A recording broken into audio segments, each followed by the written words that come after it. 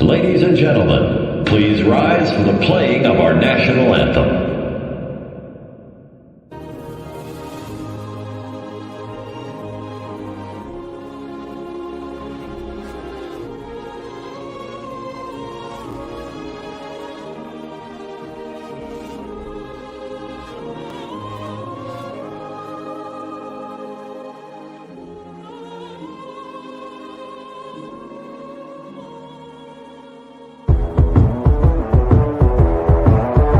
Baseball fans, you're listening to Babes.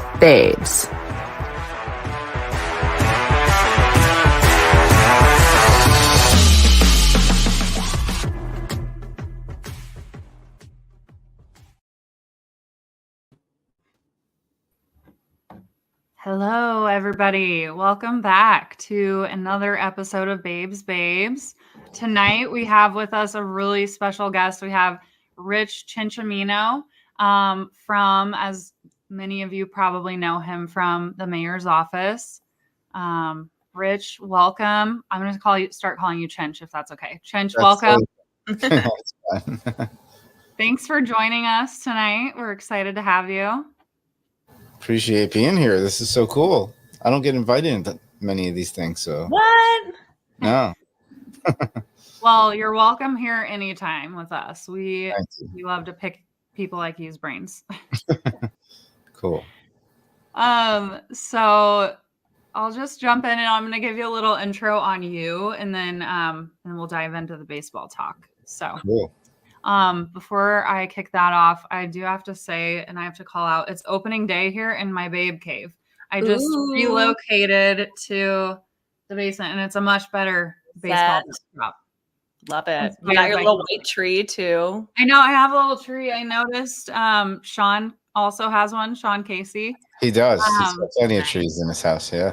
Yeah. When I saw that the other day watching the mayor's office, I was like, okay. And Kelsey has one. I was like, all right, I guess I have to have one. So there you go. So Rich is an 11-time Emmy Award-winning executive producer and content creator.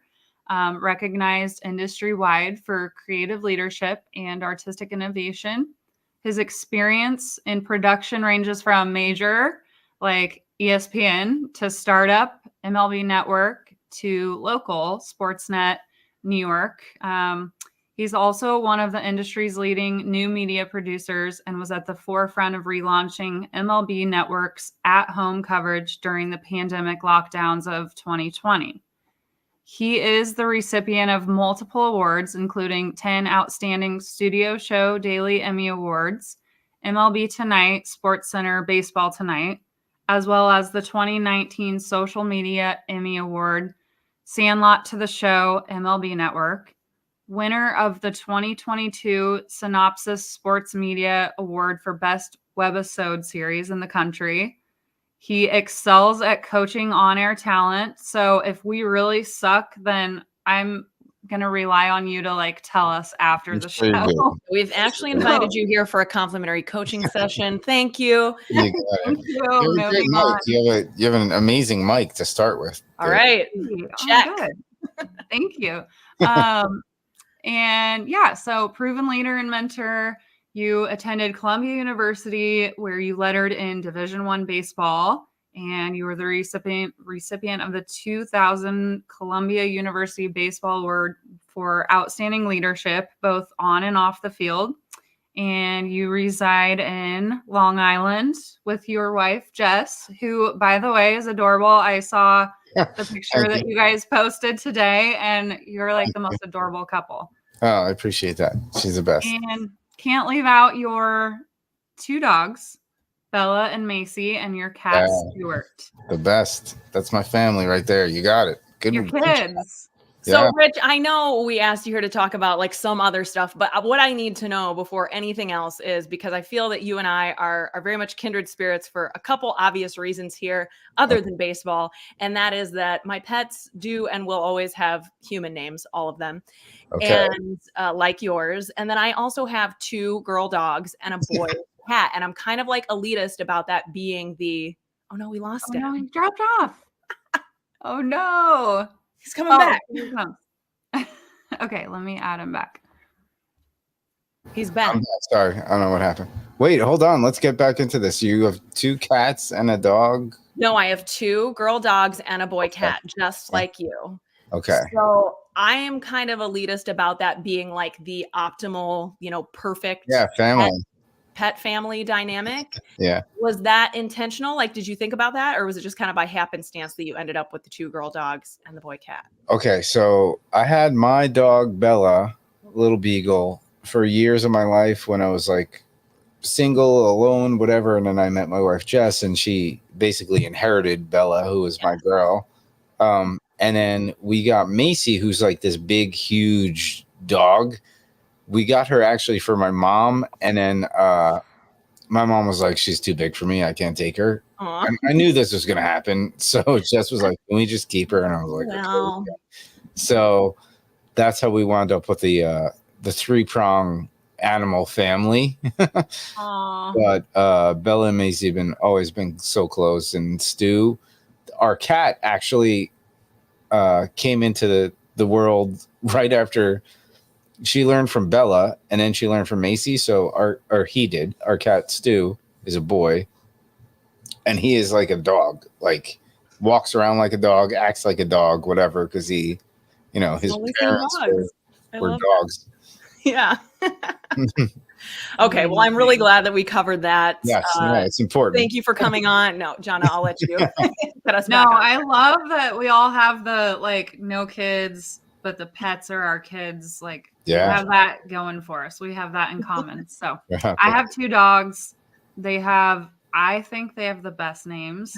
They are Harlem and Bronx. So Harlem and Bronx. Okay. Yep. My little New Yorkers. Nice. Very nice. I'm a New Yorker, so I buy into that. I thought that might resonate with you.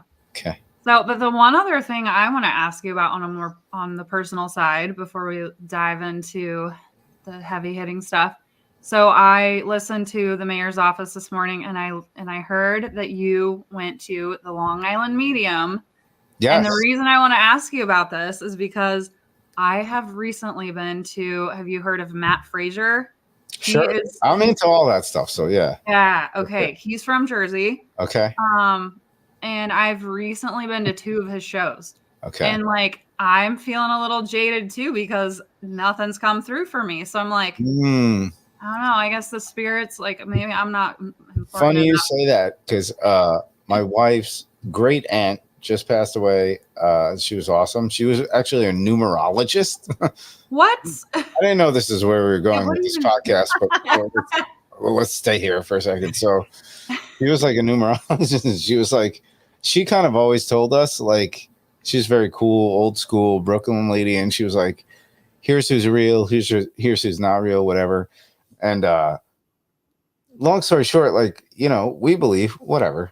If it's there, it's there. It's better there than not there, better than not knowing where you go after, I guess. Right.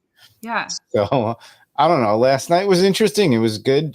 Teresa Caputo is, I gotta say, go see her show. It's worth it. She's brilliant. Like, she's very talented and awesome. we were like, I don't know. By the end, we've had other experiences where we've been like, holy cow, was that for real?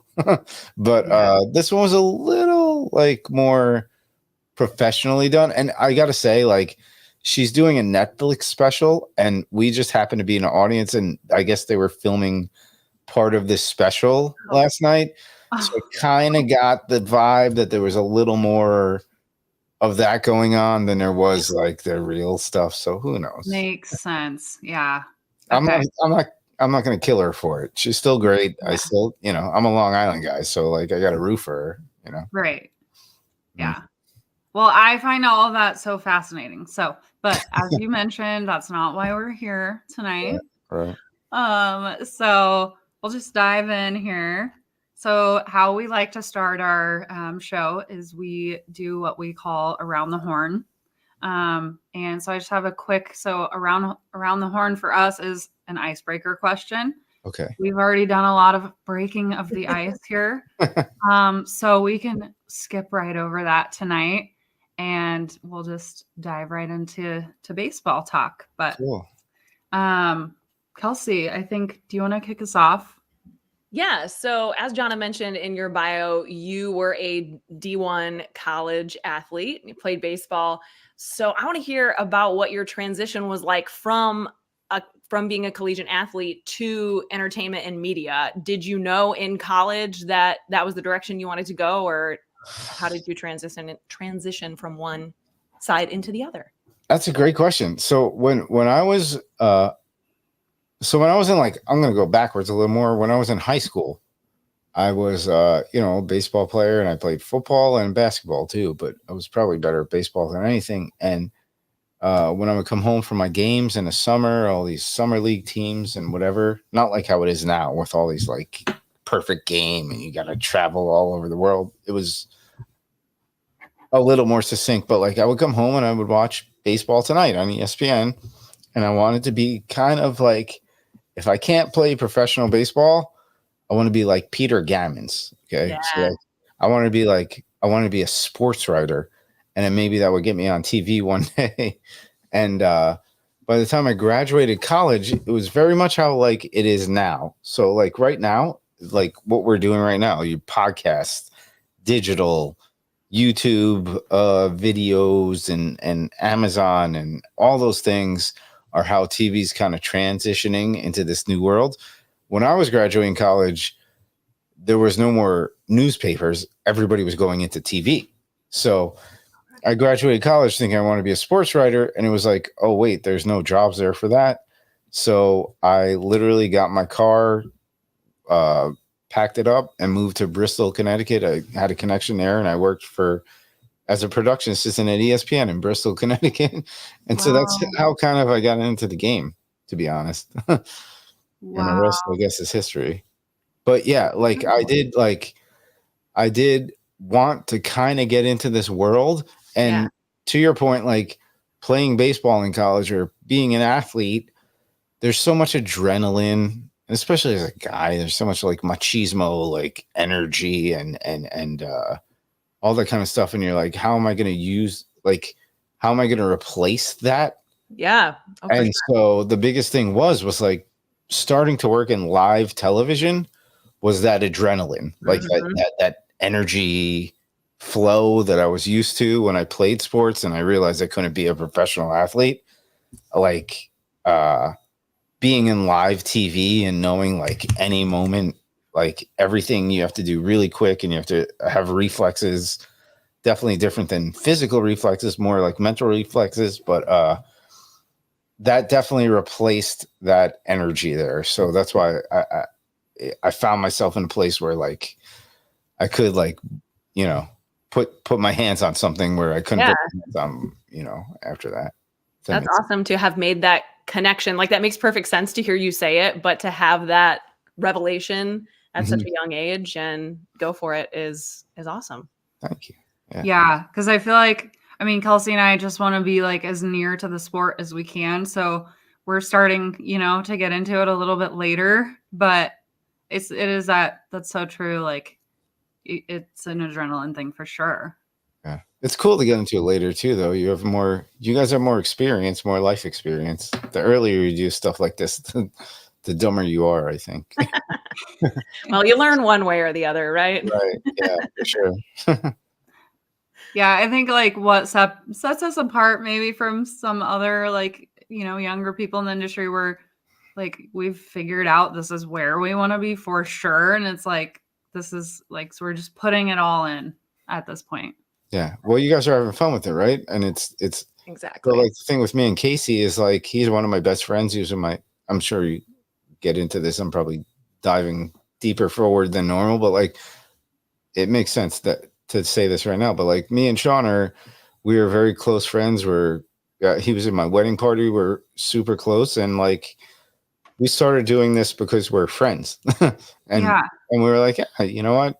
Every other jerky person does this anyway. We might as well try it and see if it works. And it's worked for us really well. But like, I'm sure you guys like look forward to talking to each other each week and starting this show and getting excited about doing it. And then, it gives you an opportunity to like be in front of each other, even if you're not in the same room. So that's kind of how like I have like transitioned into this whole digital world. So Yeah. Yeah, it's a good way to do it. So you obviously have a wide range of experience in the content creation and production world. So what is a favorite project that you've done over the years, or maybe a couple of projects? ooh, that's a great question.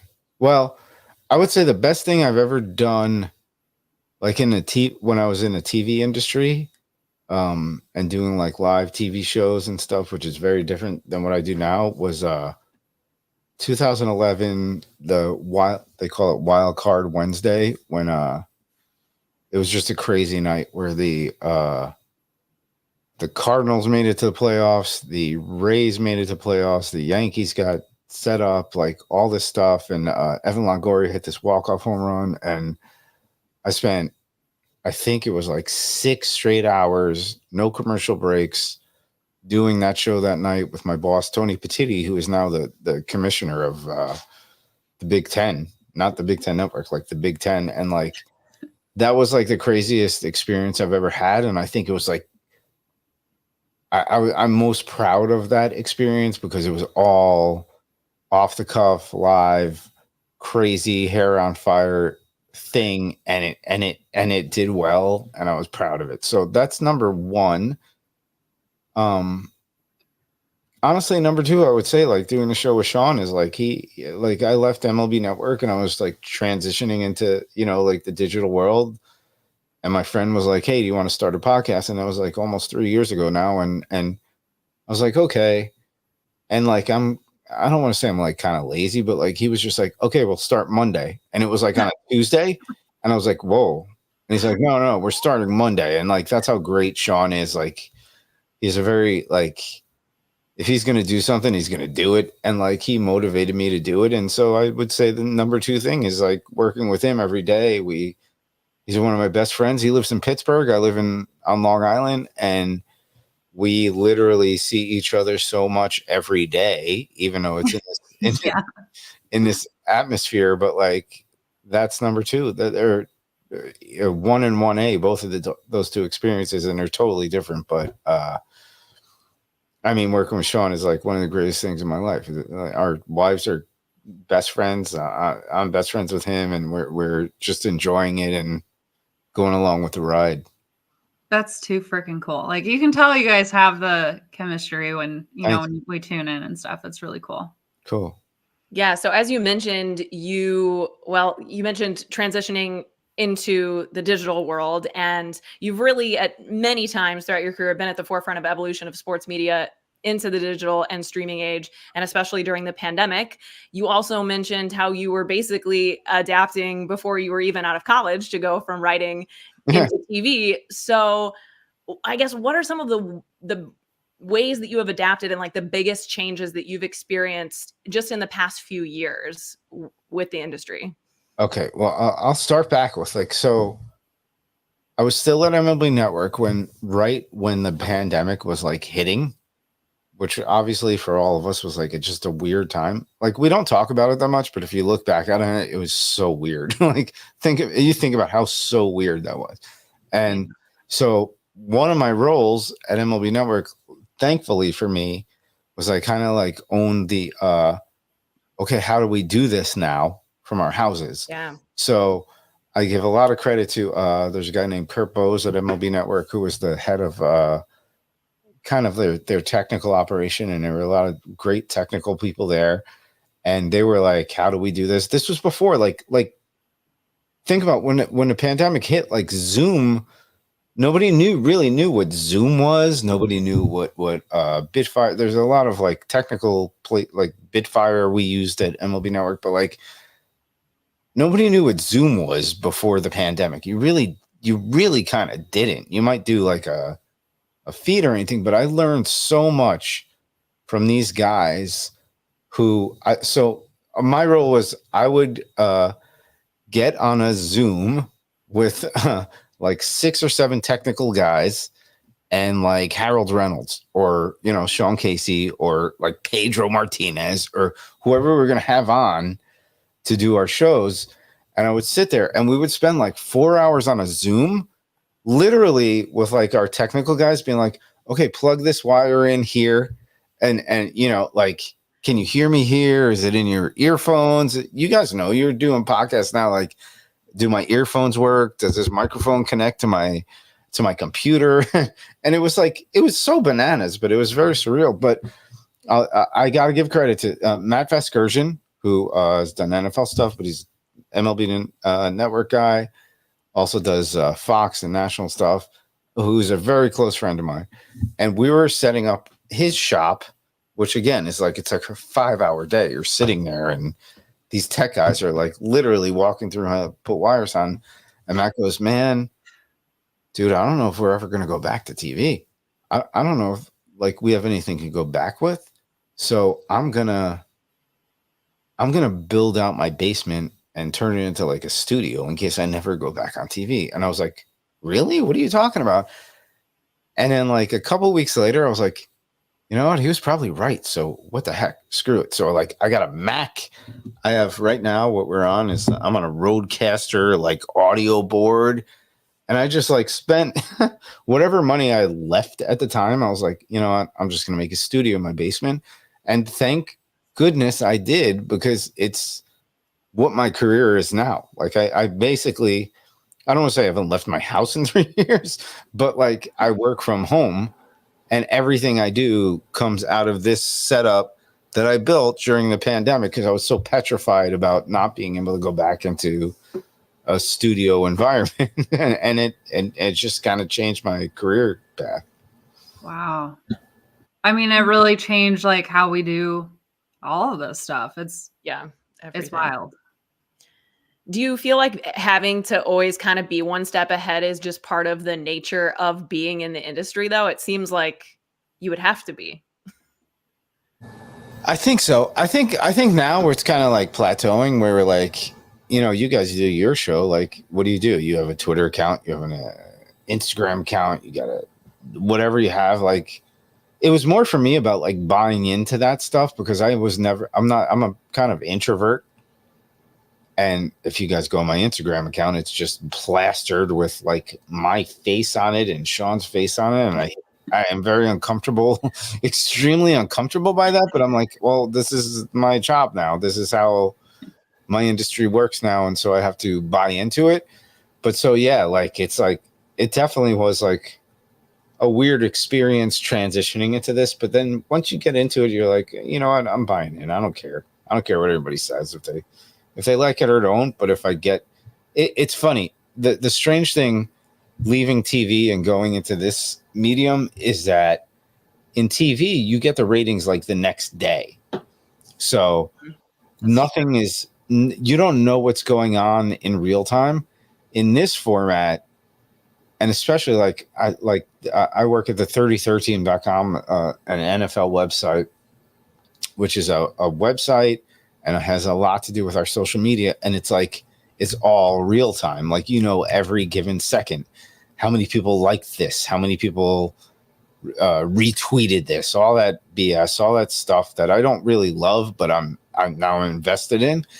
And so some of my older bosses are like, it almost freaks them out. It's because all they're doing is like looking, like, because you have real time answers to how you're doing, or maybe not how you're doing, or but whatever, however you did that for that many clicks to be on. So it can be a little like overwhelming, where it's like, oh, I didn't get enough clicks, or maybe I got too many clicks, or why did I get so many clicks on that and I didn't get anything on this? This was better than that. Like, you guys know what I'm saying. It's a really quirky time in the industry, but it's fun. I'm learning it. We're all kind of exhausting too, because like you said, like your thumb is always on the pulse.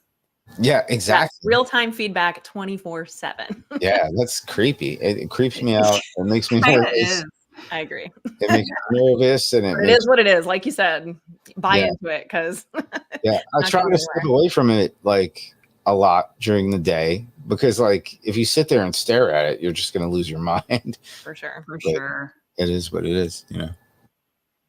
So my next question, obviously you've been in the industry for a really long time, the sports industry, and you've probably met a lot of really cool, inspirational people. So is there anybody that like sticks out in your mind that you were like, this is the moment where you were like, I've made it? Like the people you're running around with, I mean, you're on air with your best friend Sean Casey every day. Like you guys interviewed Hall of Fame or soon to be Hall of Famer, knock on wood. Billy Wagner, like just a few days ago. So first of all, girling over that one. Oh my God, we had such a good conversation with him outside of that show. What an amazing human being Billy Wagner is. And like, I don't know if you guys watch the show, but like, I'm like not the tallest guy in the world, and nor is he. And like, he talked about like fighting through that, like being an athlete, and I really appreciate that. But like, I kind of say like the one guy who I'll like, it sounds so corny. I'm not like, I'm a kind of a humble person, but like I can say Pedro Martinez is my friend. And Pedro Martinez is not only my friend, he's my wife's friend. So when my wife and I met, she was at MLB Network. We were both there for like 3 years, never talked to each other, never looked at each other, never really knew each other. And she sat like 4 feet behind me for years. And then she wound up becoming like the production coordinator at MLB Network. And we kind of got close.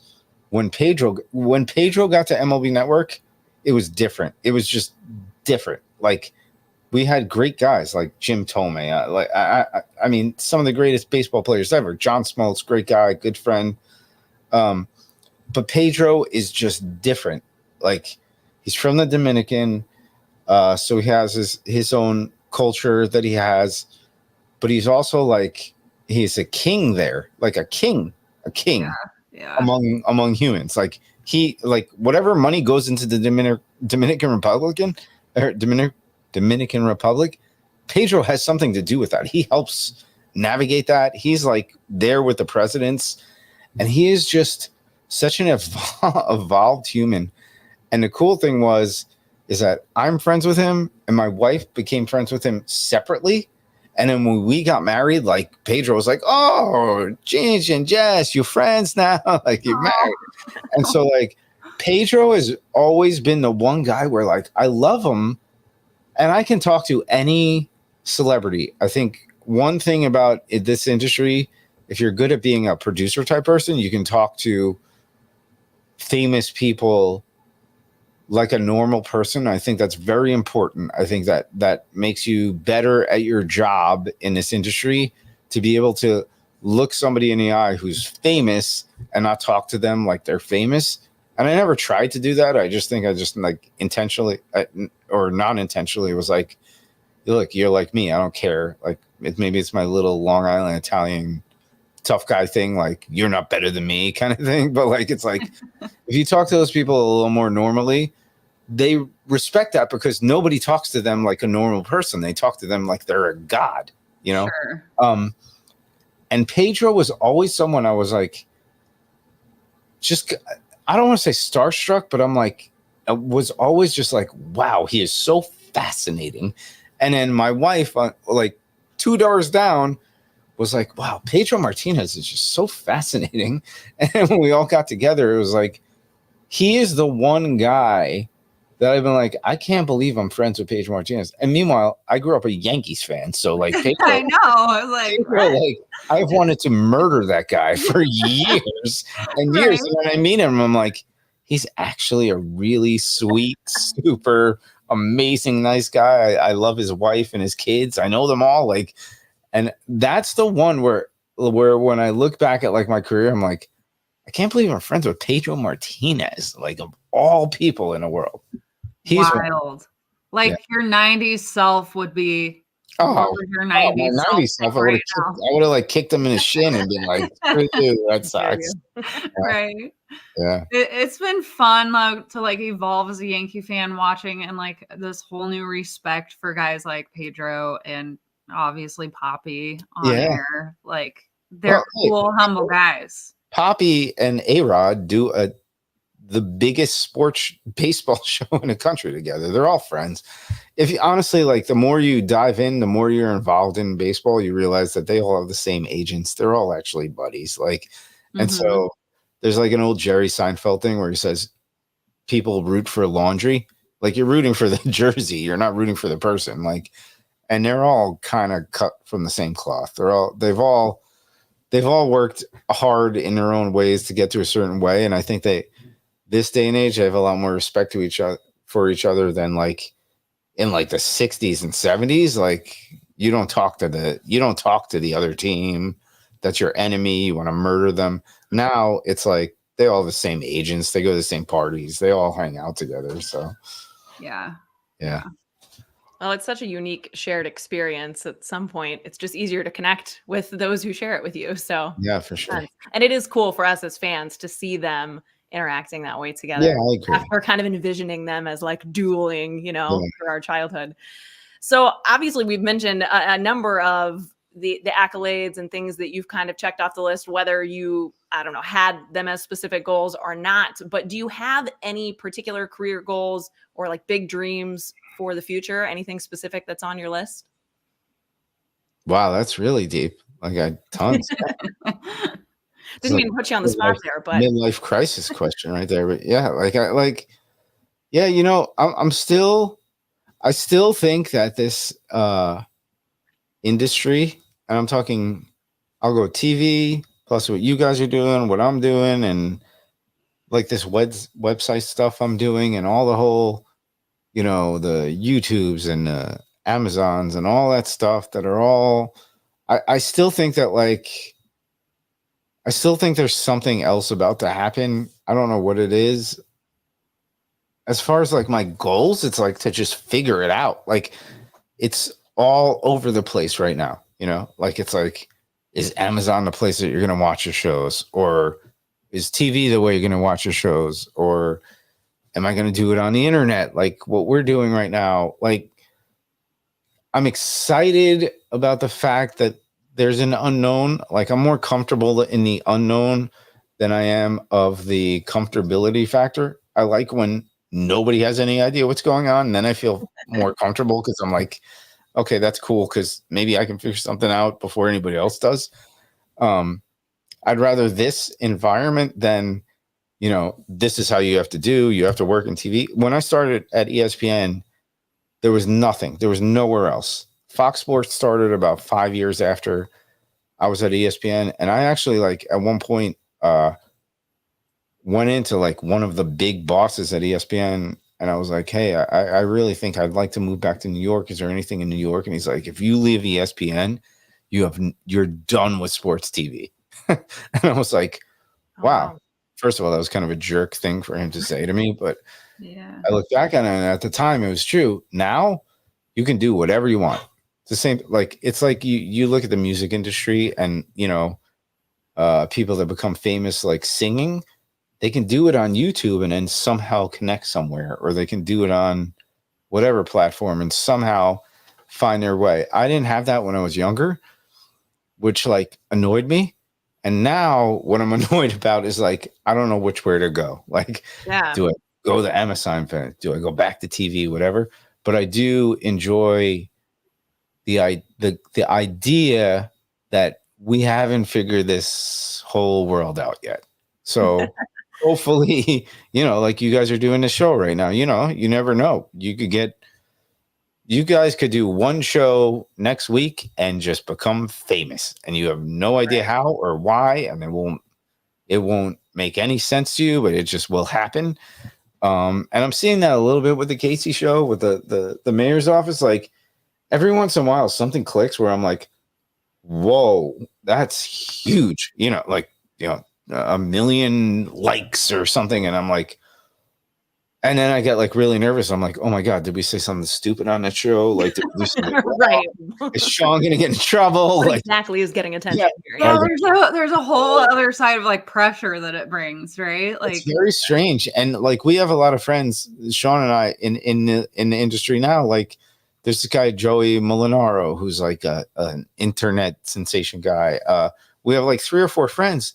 One dude is 25 years old, and he's one day I woke up and I had 3 million followers on my Instagram page, and I was like, were you worried about everything you did in your life? Is somebody gonna post something on your Instagram?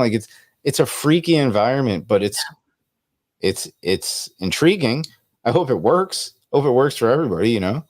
But it is definitely a different industry that, like, when I got out of college, it was like you go here, you go either work at a local TV station or you go to ESPN, and that's how you're going to make your living for the rest of your life. Now it's like, how do I navigate this huge global world of whatever the three of us are doing right now?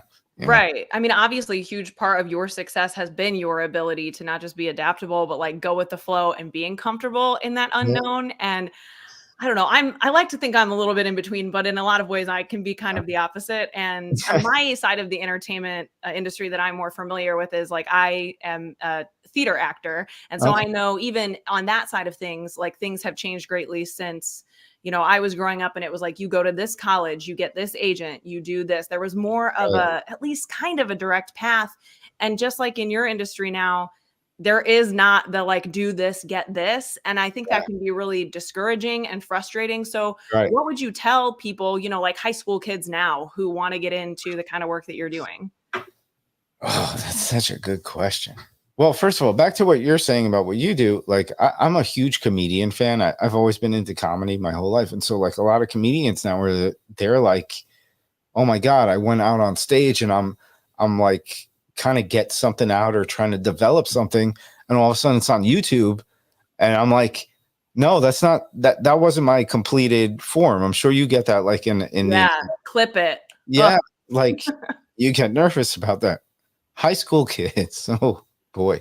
First of all, they're like high school kids now compared to high school. When I was in high school, it was like, yes, sir. Yes, ma'am. Whatever you say, whatever. Yes. High school kids now are like, this is what I want to do. This is how I'm going to do it. And you're like, okay. And you like let them do kind of what they do with all respect. But like, to get into this industry, I would just say learn, like, and focus. Like, I think high school kids now compared to, you know, my gazillion years ago when I was in high school, I didn't know anything. Like now you can go on the internet, figure out your career and kind of like move yourself towards that a little more. Like when we were, I don't know, when I was a kid, it was like, do I want to be a lawyer, a doctor, a dentist? You know, do I want to be a manual laborer? There were like 9 jobs. Now you can do whatever you want. So I would say, like, if I had with what a lot of these kids have to offer to them, I'd be like, wow, you know what? Maybe I do want to be let's just say I wanted to be an on-air host. You can start figuring that out your sophomore, junior, senior year of high school now. Whereas when I was growing up, you didn't figure that out until like you couldn't even talk to anybody until you were like 25 and already had a job. So like the world is your oyster. You can go, you can start a podcast. You can start a blog. Blog's old now, right? You could do whatever you want. You could start writing. You could start doing anything, and you could put it out there for the world to see. So just do it. Just start. Do it. Yeah. Just do it. Don't say anything stupid, but do it. Sure. Yeah. Yes. It's important, especially I guess for younger people to realize that, as soon as you start putting yourself out there, it's not going away. So I guess Susie in our chat here, who is my co-host on another show that we do, Bourbon and Baseball, she is asking not necessarily high school kids, but 41-year-olds who are trying to do it. And I guess that's maybe how I should have phrased the question, because obviously Donna and I are not in high school either. But is there like, with a lot of careers, you feel you do have to go to college, you have to check certain boxes. Is there that same sort of timeline here? Or is it more just finding where you fit? No way. You could do something at 50 years old. Yeah. Are you guys, did you guys watch The Office ever? Yeah. Okay. So there's The Office ladies. Have you heard of their podcast? Oh, okay. No, but I am going to need to check it out. No. Okay. So Jenna Fisher was a girl that answered phones in the office. Yeah. Sorry, I still have this cold. And I'm forgetting the other girl's name. Angela Kinsley was like kind of like the nerdy girl in the show. Yes. About 3 years ago, And now this is like 10 years after The Office ended. They just decided we're going to start a podcast and go episode by episode and just go through it and talk about how every episode worked. They have 2 million viewers per episode once a week. These ladies are both in their 50s, I would say. I'd say early to mid 50s. And they are making millions of, they're probably making more money on this podcast they're doing right now than when they were on The Office. I would guarantee that, because they were both like kind of like feature players and not like stars of the show. So that's the other thing. Like, you can reinvent. That's, again, like back when I graduated college, it was like, you have to do this. You could be 6 years old and become famous and rich right now. So I just say try. Like, my biggest thing is like, just do it. Like me and Casey do this podcast. Me and Sean do this podcast. And he actually said to me, he goes, like, because, you know, he invests, he's a millionaire. I'm not. But like, he's like, dude, it takes 2 years until you figure out if you're really good at something. But if you really like doing what you're doing, like, take those 2 years and relax with it and see if it pops or not. So to anybody in their 40s or 50s, give it a shot. Like, why not? Why not in this day and age? Like, you see it on, like, you know, there's definitely viral things that the three of us have seen where somebody who's in like their 50s or 60s becomes a celebrity out of nowhere. Grandmas, like, there's grandmas making pasta. Like, that woman's making like 200 grand a year making pasta on YouTube. Like, go for it.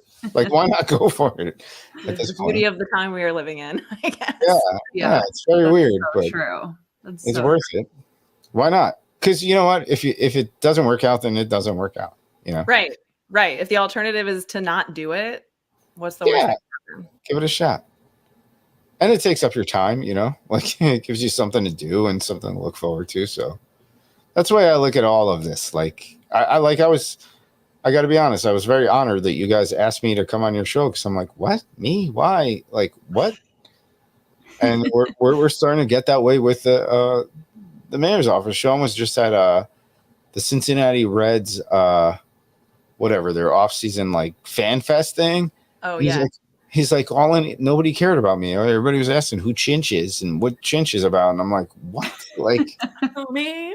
I sit in my house every day and we do this show like idiots. So I would say go for it. There's no reason not to go for it. You got nothing to lose. And I think that's a different. We're just all looking for something that we connect with, and we're all going to connect with different things and different people, and you never know what's going to catch on. Yeah, it's funny you say that, because my wife always says this. She's like, you know, the best part of the show with you and Sean isn't when you guys talk about baseball. It's when like you're talking about your lives and like you're making fun of me. My wife says, or like, we get more people saying like they want my wife and Sean's wife on to talk about us than they want us talking about baseball. And I'm like, well, we might as well, like, you know, like, that's the other good thing about this industry is like you get to know the people. I think people that like think the podcast world specifically, they'd rather know like, oh, that guy's kind of like me, so that's why I like him. Or that girl is kind of like me, you know.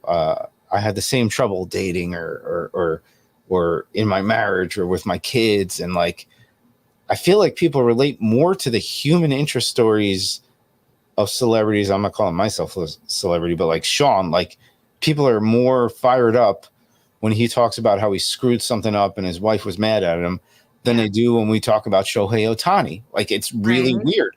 Like, we resonate more. We get better numbers when Sean screws something up in his marriage than when we're talking about Juan Soto signing with the Yankees. It's a different world, but it's cool. Like when Sean blew the surprise for his wife. You saw that? Yes. Yeah. So his that wife was epic. Oh my God. That was the day his wife's family, or his wife and Sean's daughters, like from his other marriage, like, oh my God, that was the weirdest experience of my life. They were all going to take her to some, I think it was like a tea party type thing, but it was a surprise. And Sean blew the surprise while we were recording His wife and Sarah's so great. She's the coolest lady ever. She's like, oh, and then like his mother-in-law jumped in, or future mother-in-law jumped. That probably got us like that clip that we posted about that blew up more, like I say, than Sean saying Juan Soto is going to be a Yankee 3 days ago, which was a fact. Like, and he knew it and called it out. But like Sean blowing his wife's party was bigger for our show than us talking about Juan Soto. That's the way of the world now. I mean, as you say this, like as a fan, when I see like in the off season, like a lot of the Yankees have been getting married lately, and like seeing those guys dressed up together, like at the wedding reception, so just cool, normal right? people. Somebody just got married. Who was it? Nestor Cortez or something? Nestor, I saw that. and then like Ron Marinaccio last weekend. Yeah. So when you see them, they're all in tuxedos, and then you see like the wife's pictures on the other side. Yeah, I love that. It's the human side of it, where like it makes us all warm and fuzzy inside to see them be like normal people outside of baseball. For sure. I don't know, that works better. That's why it's a good format. Like people, it's funny, back in the day, like I remember Howard Stern was like the radio guy, whatever. He didn't think podcasts were going to work like 10 years ago, and he was wrong. He was totally wrong. Like they work. I'll say. Yeah. That's why the three of us are all here together, right? Yeah, for sure. Well, I mean, I know we don't want to keep you all night, but I do want to ask you a couple questions. Go for it. We both do on the baseball. We do want to get to some baseball. Yeah, stuff. let's do it. Okay, so I want to ask you what your thoughts are on the Soto deal. Did you think it was going to go through?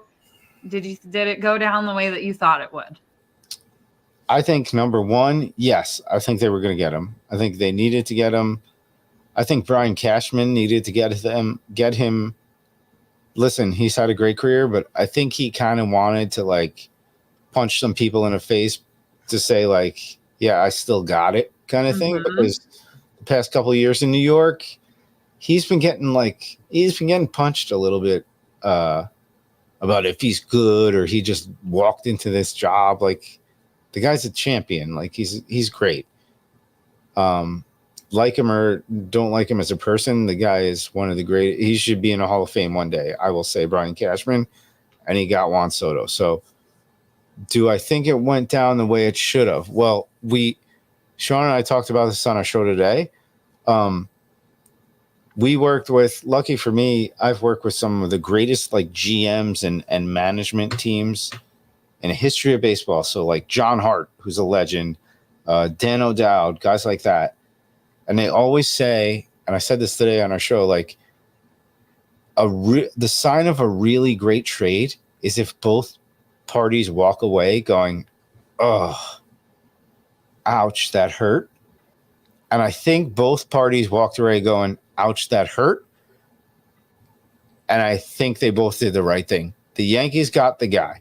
They need him this year. Don't worry about him signing next year. You have this year, Aaron Judge and Juan Soto are going to hit back to back in the Yankees lineup. Worry about everything else after that. Like, worry about it after that. On the flip side, the Padres gave away probably the greatest hitter in baseball, or top five. Top three. I think it's Ohtani, Judge, and Soto are the three best hitters, and Freddie Freeman. Don't get me started. I could go down. I would say those three. Honestly, I would say Judge, Soto, and Freddie Freeman are my three favorite hitters. Maybe they're not the best hitters, but I would put those three up there with anybody. And you can fight me, but those are pretty good arguments, right? They gave away Soto. They got so much pitching back in a pitcher-friendly ballpark. They did great. I think both teams did great. I think you can say whatever you want. Oh, the Yankees gave up too much and they only have him for 1 year. Trust me, if Juan Soto hangs out with the Yankees in New York, hits 320, hits 40 home runs, Juan Soto will be a Yankee for the next 15 years. I will guarantee that. If the season goes weird, But don't forget, you have Garrett Cole as your starting pitcher. Don't even get me started if they get the guy from Japan. Like, they will win the World Series. We have our Cardinals fan up there. I'm not holding my breath that the Cardinals are going to get him, but if the Yankees get him and Juan Soto, I'm. Oh, I mean, but that's my point. So, like, go for it. Like, what else do you have to lose? Like, go for it. They went for it. It's like it's time. Like, we need this more than anything. Like, Right. It's been so long. And I'll say this: I love pitchers. I think pitchers are great, but I don't trust any pitcher as far as I can throw them, as far as they can throw their ACL or cruciate ligaments, whatever's in the shoulder, could blow out at any time. So you gave them a bunch of pitchers. You got the guy you wanted. I am a huge fan of this deal for both teams. Like, yeah, I agree. So on the Padres post last night on Twitter, I was like in the comments and people were like, "Oh, we got fleeced." I was like, "No, you didn't." no. Like, have you seen Drew Thorpe? Have you seen Michael King? Like, Oh, I'll say Casey on our show today. He goes, they got a haul. Sean Casey, he was the hitting coach. He was there for 4 months. I know it was only half a year. He loves literally every guy that the Padres got. Everybody's fine. Everybody be happy. Padres be happy. Yankees be happy. We're good. right. We're good. Yeah. So I have to say, so Drew Thorpe's dad his stepdad has been following Babes for a while. Nice. And Drew follows me on Twitter, and I was like, and I didn't know that until last night, but I feel like a real asshole because for the last several weeks, I've been like, just do whatever you have to do to get Juan Soto, not that he cares. Like, I'm sure he's not on there. Like, what's this girl saying? But like, I was just like, it's nothing personal, Nah, don't worry about that. It's all good. It's nothing personal. Yeah, and they know that better than freaking Soto, like. Hey, I listen. I'll take it. Think about what you just went through. So, Sean, today we wake up this morning and I see like pings of Sean or myself on the internet. And I'm like, what is going on? Like, what happened? What did we do? What did we do yesterday? Sean just on the side said, like, I'd rather have Judge play right field than center. Now, Sean loves Aaron Judge. I'm going to say that to anybody who's listening right now. Aaron Judge is probably like Sean Casey's favorite baseball player almost of all time, how much he respected him for the time he worked at the Yankees. And he goes, nah, I don't want to see him in center field. I don't want him to get hurt. Put him in left or right or whatever. It exploded all over the internet. And Sean's like, what? And I'm like, well, dude, you put that Yankee hat on for some reason. I know you're a Cardinals fan, but like it really does resonate so strangely. And Sean felt bad about it. And it was like, he has nothing to feel bad about. He said the right thing. And I guarantee by the end of the year, or by the time the season starts, Aaron Judge is playing left or right or DHing. He's not going to be the center fielder. Yeah. So no, and actually what I've seen from most fans is like the fans would agree with that. Like nobody wants to get him to get hurt. And listen, you can talk about your friend's son. That's fine. It doesn't matter. Like, as long as you're just being honest and not saying it. And listen, I'll tell you this right now. He'll probably have a better chance playing in San Diego now than he would in a bandbox at Yankee Stadium. So he's in a better place. Yeah. Absolutely. And by the way, San Diego is a beautiful town. I would. Oh, and I guess that his parents live like 5 hours from there. So that's even better. Tell him not to worry about it. Yeah. Yamamoto, like the verdict's out. He's meeting with the Yankees on Monday, probably meeting with a slew of teams. But what are your thoughts on him and like just any predictions that you have? I love that the Mets owner flew to Japan to meet with him in person. Mm-hmm. And I've been actually wondering the last couple of days, Steve Cohen, that is, I wonder what that means to that guy. Like, was it worth it? Was it worth it flying to Japan to talk to him? Like, did that put it over the top? I'd say about 20 years ago, when the whole Japanese into American baseball thing started happening and everybody was confused about it, I'd be concerned. But at this point, I mean, the track record is proven, right? You have Tanaka with the Yankees. You had Daisuke with the Red Sox. I mean, I'm undervaluing. There have been tons of guys who weren't Daisuke or Hideki Matsui and those guys who are big famous guys who have actually been really great Major League Baseball players. I think this guy is going to be and he is going to help a team win. And you're a Cardinals fan. Cardinals are good with pitching. Go get it. That's who the Cardinals.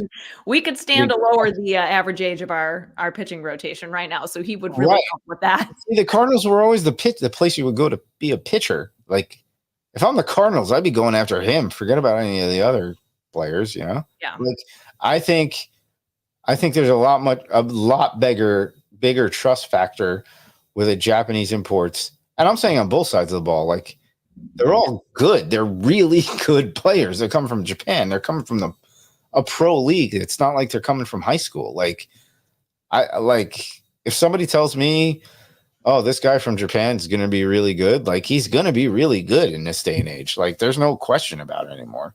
Like, there's no the track record for Japanese imports who make a lot of money is great. So I don't know where he's going to go. I think. Listen, I grew up a Yankees fan, but like my wife's a Mets fan and she works for the Mets. So I'll say, like, I kind of want him on a Mets. I kind of want to see what he looks like on a Mets. I would hate that even more than the Yankees. Really? Oh yeah, Same league. No, the Mets and the Cardinals definitely have like a little bit of a rivalry. That's true.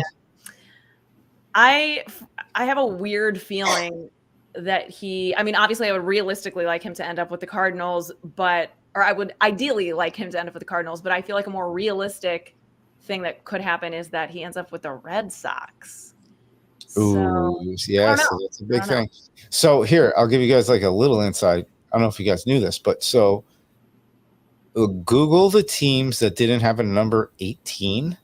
Like, yes. Did you see this? Yes. So you didn't. Yeah, well, you tell her, but okay. So in Japan, the number 18 is reserved for the ace. So the ace of your pitching staff wears number 18.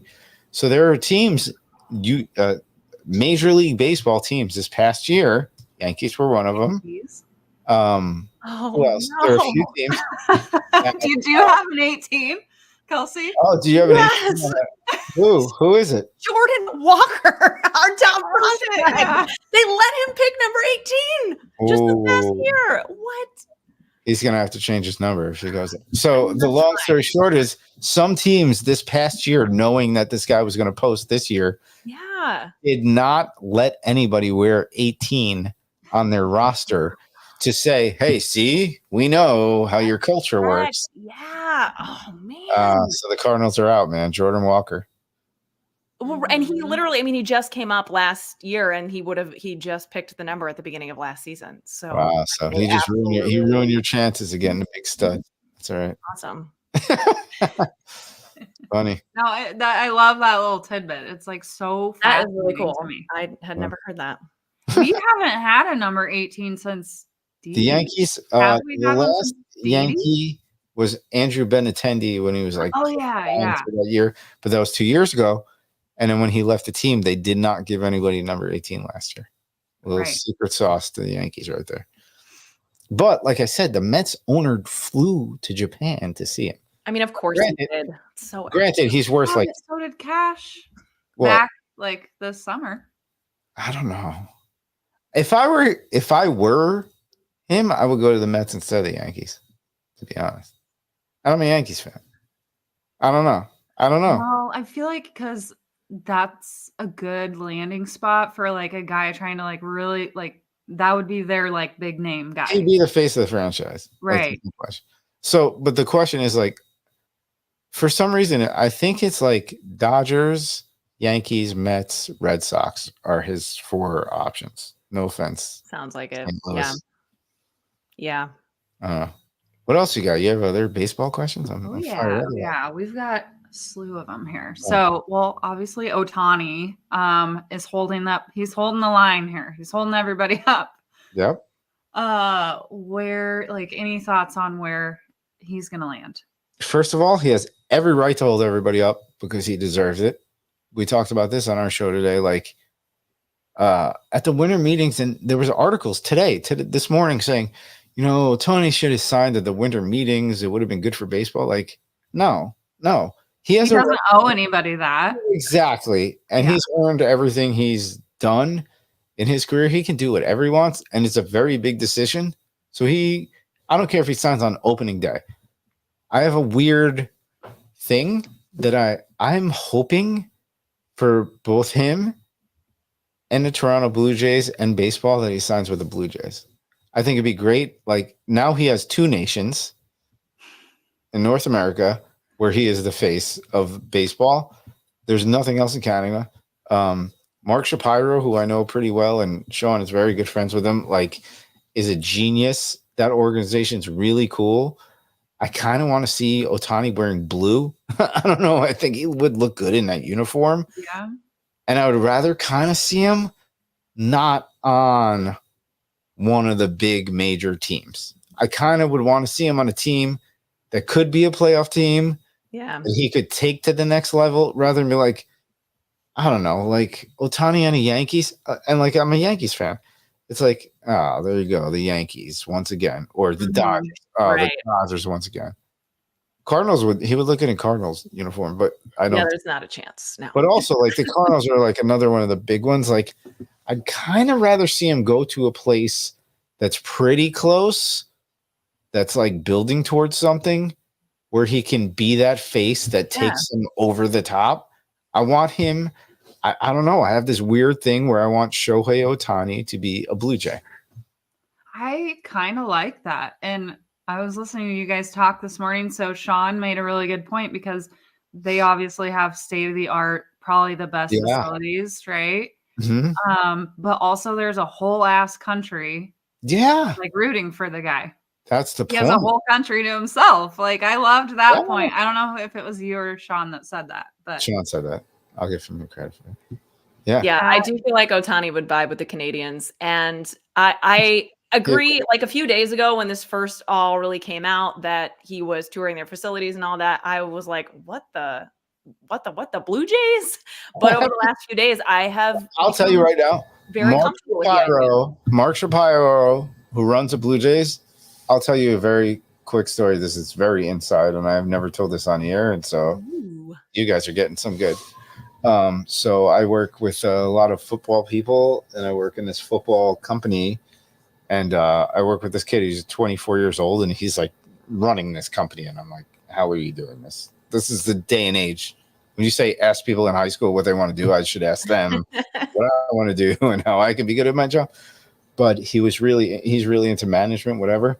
Mark Shapiro gave me his email address to send to this kid so they could talk on a phone for Mark Shapiro to give advice to him about his future managing like ball clubs and stuff. That's why I'm like a huge Blue Jays fan. I'm a huge Mark Shapiro fan. What a unbelievable kind of like, I mean, I don't know, this day and age, like people like Elon Musk or like Mark Cuban with like Mark Shapiro is like, he's not, first of all, he's brilliant, but he's like forward thinking. And I like that organization. I know a lot of people that work there. Dante Bichette's Jr.'s dad worked there. He was like a hitting instructor there for a while, loves the organization. I'm just like a huge Blue Jays fan now. Like, I don't know why, but I think it's because the people are really good people that work there. I like just want good people to be successful, you know? That totally makes sense. Like, the more you know, like, but I think Kelsey, you're kind of a little bit of a Blue Jays. You like Bo Bichette, right? Yeah. Bo Bichette, Vladdy G, George Springer. I've also just been waiting for everything to click for them. And I really thought that was going to happen this past season. But yeah, how cool would it be to have like they need pitching even more of an icon and cement his place in history if he was able to take a team like that on the brink to the next level. How cool is that? That team. Imagine you get the pitcher too. You get somebody to like reward Jordan Romano's efforts too, because that guy is phenomenal. He's awesome. Yeah. Yeah. Yeah. I like it. All right. Well, been decided. All right. There you go. Kelsey, you got anybody else that you want to throw out? I know we've had you probably for long enough on here, but Good. I'm having a good time. Oh man, I mean, we could pick your brain all day because it's that time of year, right, where we just keep going down the list and we're like, where's this guy gonna go? What's he gonna do? But Wait, let me ask you guys, how'd you guys start this podcast? Why'd you get into it? well, I mean, I just had this idea like last year around Christmas time that I should start a podcast because I was looking mainly for other like women that I could bring together to have like kind of a safe space for us to talk baseball and not be, like I'd been on the Twitter community and it's exhausting and draining and defeating. And so I wanted to like create something like this where I could come together with like-minded people. And I just started, like, I stumbled on Kelsey's podcast that she has, Peace, Love, and Baseball. And I was like, this girl is awesome. She knows her shit, and reached out to her. And yeah, we just So you guys didn't know each other before? You weren't? No. Very cool. Okay. Yeah, no. We launched in February. So Excellent. Well, keep doing it. This is really cool. I gotta say, I'm very proud, like, and honored that, like, and probably I had good parents raising, and my wife raised me pretty well. The two young ladies would ask me on their baseball podcast, so I really do appreciate it. And I'm psyched for you guys. Like, keep going, man. Like, keep going for it. Like, and take your time with it, and don't worry about your numbers. And what do? Do you do megaphone? Like, where do you put your show? So we obviously use StreamYard. So it goes out to, I use Podbean, and then it goes out to Spotify, Apple, all the main places. Yeah. Okay. My biggest piece of advice: don't worry about the numbers. Just how much you started this in February. Mm-hmm. Oh, so we're almost at a year. Takes 2 years. You'll see it this year. You'll see growth this year. You'll have fun with it this year. And it doesn't matter. It seems like you guys are having a good time with it. So just keep doing it. Like, who cares? Whether it's successful or not, you guys are having a good time, right? Yeah, I think like since we are coming up on that year, we've both been talking more and more about like, okay, here's our goals for this year. Like, but we haven't been like taking any of that too seriously this year. It's mainly just been like, let's come together like when we can. And this next year, I think probably my goal is that we be a little more consistent and like be a little bit more frequent. But yeah, like consistency I think is important. However, I'm talking from somebody who, me and Sean shut our podcast down for 5 months when he went to the Yankees. And we're better now than we were before he went there. So, like, just enjoy it. If you guys are having a good time with it, that's the thing I think, like, I enjoy most about doing this kind of stuff. And why, like, when you guys asked me to join you, I'm like, yeah, absolutely. Like, it is such a great fraternity, sorority / thing where everybody's rooting for each other. Get as many other people from as many other shows on yours and go on theirs. And grow it that way, and you will. Like, I really had a great time talking to you guys. I got to be honest. Like, I like hearing your stories, and hopefully I was, I don't know, at least somewhat entertaining to you. Oh my gosh, no, this has been so but keep doing it. Like, do it with other people. Do it with other podcasts. Like, listen, you reached out to me via what? Like Instagram? What are we even? I don't even know how I met you guys, but it was Twitter. Twitter, yeah. Keep doing it. I've done that. I got Jeff Morrow from the Food Network. I'm a big Food Network fan. Oh, yeah. Yeah, we had him on our show because I just DM'd him. I'm like, dude, I'm a really big fan of yours, and I think you like baseball. Do you want to come on our show? And he's like, yeah. We're going to Pete Coriali, who is, who's Sebastian Maniscalco, the famous comedian. Yeah. So his, like, partner, he does a podcast with a guy who's a very good comedian, too, like a great comedian, but not like Sebastian Maniscalco level. But I messaged him. I'm like, dude, I'm a big fan. I'm Italian too. You want to come on our podcast? We want to. Not only did he come on our podcast, but in January, Sean and his wife are coming down and staying with us because this Pete comedian guy is doing this huge thing with a bunch of huge other comedians on Long Island, and Sean and his wife are going to come stay with us, and we're going to go watch his show. So like, if I have one suggestion for what you guys are doing, like just reach out to people, like DM them. Who cares? Like, who cares? I know, like the worst they can do is say no. Yeah. Right. Or if they respond like, "Hey, F you," you're going to be like, "Oh, okay, now I know you're an asshole, and I don't want to deal with you anymore."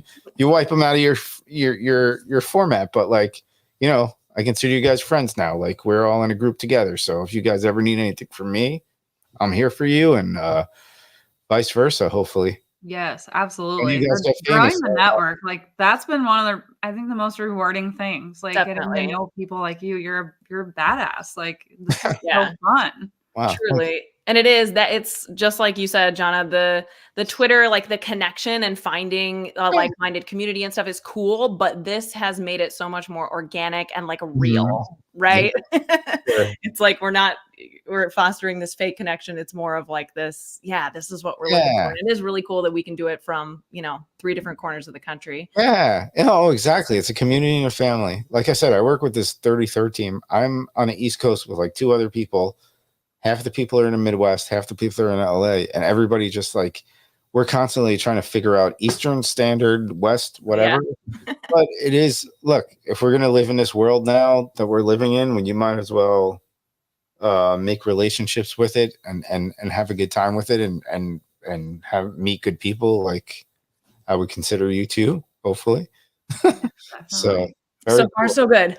Yeah, there you go. So I appreciate you guys. Thank you so much for having me. Well, Rich, tell us where we can find you online. What's the easiest way to follow you and your podcast? Wow, that's like the most famous thing that anybody's ever asked me, because I've never had to answer that question. I really want to ask a question. We'll link it in the show notes if you don't know off the top of your head, so no pressure. Chinch04 on Instagram. I'm Chinch4, CHINCH4 on Twitter, I think.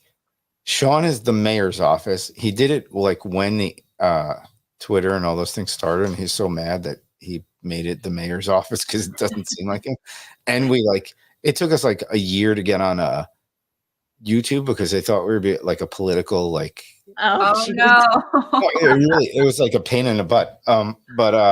So he's the mayor's office or the mayor's office MLB anywhere. But if you Google Sean Casey podcast, that's where you'll really find us for the most part. Cool. Or Shohei Ohtani, because we always tag Shohei Ohtani because he's the biggest numbers. If you tag Shohei Ohtani anywhere, you'll find the mayor's office.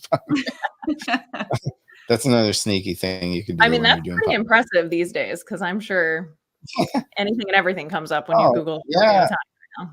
No, it is getting a little weird. It's getting a little weird. Like last year, we were like kind of like getting a little pub, but this year, honestly, ever since Sean went to the Yankees, like we're starting to blow up into a way where I'm like, oh, maybe I shouldn't tweet this because I think more people know what I'm tweeting than I used to and stuff like that. So, but it's been great, and it's great to meet people like you guys. Like obviously things are going well for us, and hopefully they're going great for you, and we're happy to help you guys. Maybe you guys should come on and do a dual cast with us one day. That would be awesome. By the way, like in the meantime, can you tell your buddy thank you for saving DJ LeMahieu? Because I feel like once he came on, DJ is back. First of all, I've always loved DJ LeMahieu. It's very strange because he's so tall and so strong looking, but he never was a home run hitter. And then he came to the Yankees and started popping homers. And then he had that rough year. I'll tell you right now, like inside baseball info, I think like Sean really helped him out, and I think he really appreciates Sean, and Sean loves him, and he's a badass. I think he's gonna have oh my goodness, in this lineup now with Soto. Yeah, LeMahieu, LeMahieu might win DJ the MVP. Is back. Just having the pressure off of him. Yeah, I mean, and I would nerd out so hard with Sean on the coaching end of things because I've also worked, like I'm a personal trainer and I've worked on that whole side of things. So man, yeah. Oh, you should definitely talk to him then. All right, we'll get you guys on. We should have like a 20-minute little session one Friday on our show. You guys will do that? Awesome. Absolutely. Great. 100%. Awesome. Yeah. Time All and right, place, guys. and we'll be there. We got it. Well, you can follow us, everybody, on Instagram at Babes Podcast, on Twitter at Babes Pod, and that's where you'll find Jonna and I as well. But Rich, thank you again for your time, your energy, your insights, all the good vibes. We appreciate you so much, and we will link all of the places that you can find Rich and Sean and all their good stuff in our show notes. And until next time, thanks again for joining us. Yeah, thank you so much. This has been a fun night.